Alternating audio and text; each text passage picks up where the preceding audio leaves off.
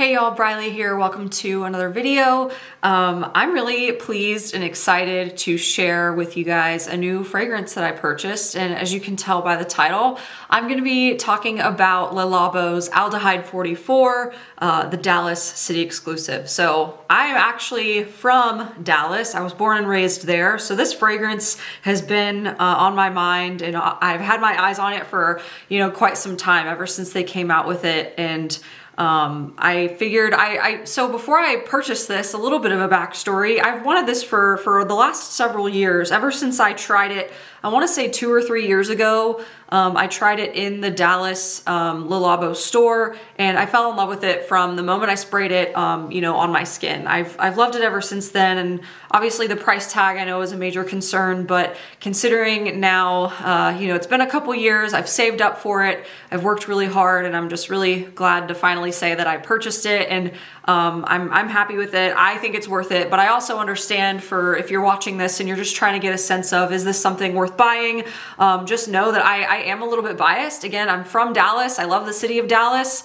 I don't live there now, but I love Dallas and I love Aldehyde fragrances. And obviously I'll explain, the notes here shortly, but again, going back to the price, I want to say I paid like a little over like $400 for it in total with taxes. So considering you can only buy it in the state of Texas, I guess if you want to take the 8.25% retail tax into play, I think the original price was like $385 or something. So I think it came out to a total of a little over $400. It's amazing how many times I tried to find the answer to how much this was going to cost. I was trying to research online and I couldn't find it on Reddit. I couldn't find it on like Twitter or Instagram, like in fragrance Facebook groups. Like I couldn't find the price of it anywhere. So, but I just want to be as transparent as possible because I was also looking on YouTube for videos, and I've seen plenty of reviews on the actual fragrance itself, but no one would ever say how much it costs. So I hope I'm giving y'all the opportunity to decide if paying that much for a fragrance is worth it to you.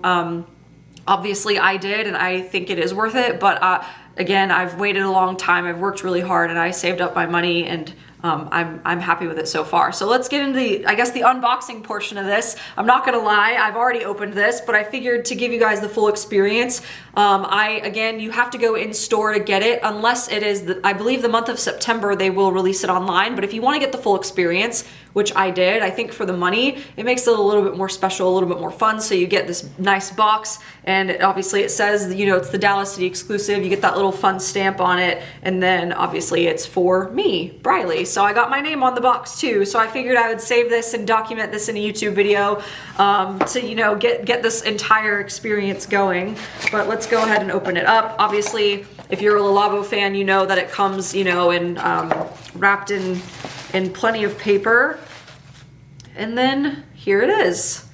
So obviously it's the same packaging that you would get any other Labo fragrance. And the city exclusive, I did find out, I thought they only sold them in a specific size. I thought it was either the size up from this one, which is the 1.7 fluid ounces, the 50 ml. I thought they either sold it only in a larger size or only this size, but it turns out they do sell it in like the smaller, like little, I want to say 10 ml or like whatever the smallest size of this is. So I did find that out, and I should have, looking back, I regret not writing down the prices that it was for each of those sizes. But I remember, I think the largest one was over $500, and I was like, you know what, that's a little out of my price range. But needless to say, I got the 1.7 fluid ounces, again a little over $400, including tax and everything. And my goodness. So I think the questions that I've gotten, I've commented on some Facebook fragrance groups that I've purchased this recently, and everybody's like, oh, what does it smell like? What does it smell like? And yes, it is aldehydic. However, it smells very clean. I want to say very like cottony, like linen, fabric, but in a more like visual sense, aside from just like the material that I think it smells like, I want to say it smells like a fancy, like a rich person with a touch of vanilla. So I want to say like it's a very clean yet slightly vanillic scent and slightly musky. So I can handle a little bit of musk, but if it goes past like a certain point, I can't really handle it anymore. So I would say it's very balanced in the sense that it's very clean and fresh. Of course, aldehydic, so a little bit fizzy, sparkling on the top. But it's also, you know, it's got a little bit of depth to it. It's got a richness. It's got a, you know, again, where that aldehyde comes in, but also very clean, almost like cottony or linen-y or like cashmere type fabric, plus a touch of vanilla and touch of like a little bit of musk. So like a little bit of like that human element, right? But not in an offensive way, not in an animalic way. It's very, very pleasant. And I will say for like, when you initially hear that description, you'd probably think, oh, it's going to be a skin scent. It's going to be very light. It's not, it's going to, you know, fade away pretty quick. But this stuff, man, I'm telling you, the lasting power on it is very, I think, worth the price tag. Again, it lingers all day. You know, I've tried it. I've worn this in the past. And so on my, at least on my skin, it reacts very, very well. Of course, if you want to get even more longevity out of it, spray it on your clothes as well.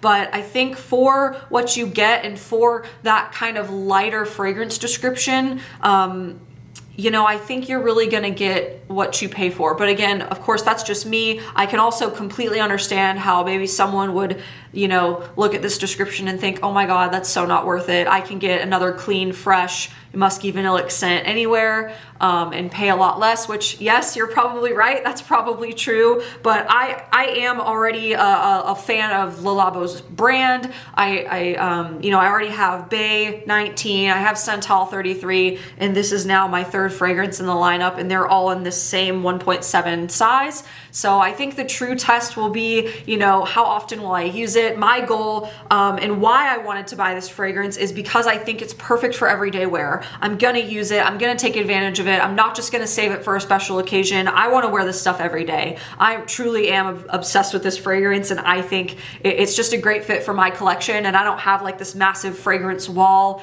You know, I really take the time before I buy a fragrance to make sure I enjoy it and I'm going to use it, and it's not just going to sit on a shelf in my room, you know. So again, I think in terms of an everyday or almost like a signature scent, I think this would be a really great choice. It's, you know, very inoffensive, very much crowd pleasing, unless if you don't like aldehydes. I guess I can see why maybe you wouldn't like it. Like, I guess, because I think it's easy to associate Chanel No. 5 and Aldehyde 44, because Chanel No. 5 is that classic aldehyde scent. It was like one of the first, if not the first fragrance that, you know, started popularizing the ingredient of aldehydes, right? But this is not, if you hear Chanel No. 5 and you want to run, I will say, go smell this stuff first, because they're not one and the same. They're not interchangeable. Are there like remnants of kind of, can you see a connection there? Maybe. But in terms of, you know, the dry down and the overall composition of this is not super floral, like I would say Chanel No. 5 is. So I would say don't let the word aldehyde scare you if typically you don't like aldehydes. It's like in wine, right? Like you may think you may not like a Zinfandel or a Merlot or a Pinot, like typically, but every wine, it could be made with the same ingredients, but things can still turn out different, right? Due to like temperature and, you know, processing and climate, all of it. Anyway, I think fragrance and like wine are kind of a good parallel in that sense. So just don't write off the description. If you hear the word aldehyde and you think, oh, Chanel No. 5, grandma, powdery, you know, offensive or old school or whatever, you're not going to get that here. I think this is a very modern, updated fragrance and very pleasing for, honestly, I guess going into like whether it's masculine, feminine, or unisex, I would say it probably leans a little more feminine, if I'm being honest. I want to say, yeah, just that touch of vanilla, it does seem a little more feminine. So I would say you could maybe consider it unisex, but definitely past that, like kind of boundary in the middle. I wouldn't say it leans towards masculine at all, unless, you know, if you're a male and you want to give it a try and, you know, let me know. Maybe I'm wrong. Let me know in the comments if you're a man and you gave this a try and you enjoyed it and it, like, you know, it kind of mixes well with you, because I want to hear, you know.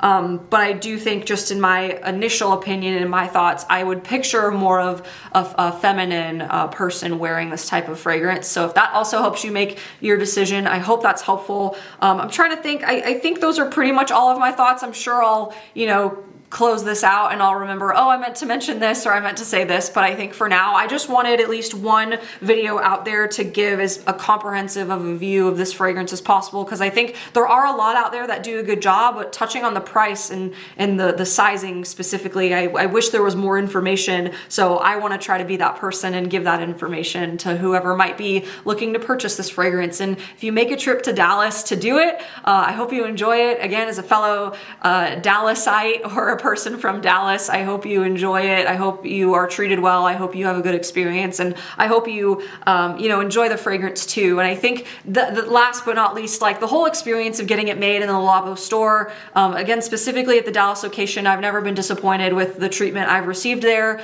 You know, I guess if I'm gonna shout out anyone, Jessie was the one that made my fragrance. So thank you, Jessie. You made my experience very pleasant, and it was fun to watch you, you know, make the fragrance and put it together and stuff too. So thank you for your time and your energy. But other than that, thank you for watching. If there's any questions that you have, please ask them in the comments. Reach out to me. I want to be a resource for you, and you're making a purchasing decision and being a part of your buying process. So let me know how it goes for you. If you buy it and you enjoy it, let me know. But also, if you don't enjoy it, if it just like completely offends you or you don't like the fragrance, also let me know, because I'm curious about everybody's experience with this. I wish more people were talking about it, because I really think it's such a beautiful scent. I'm a big fan. And yeah, with that said, thank you for watching. I'll see you guys next time. Bye.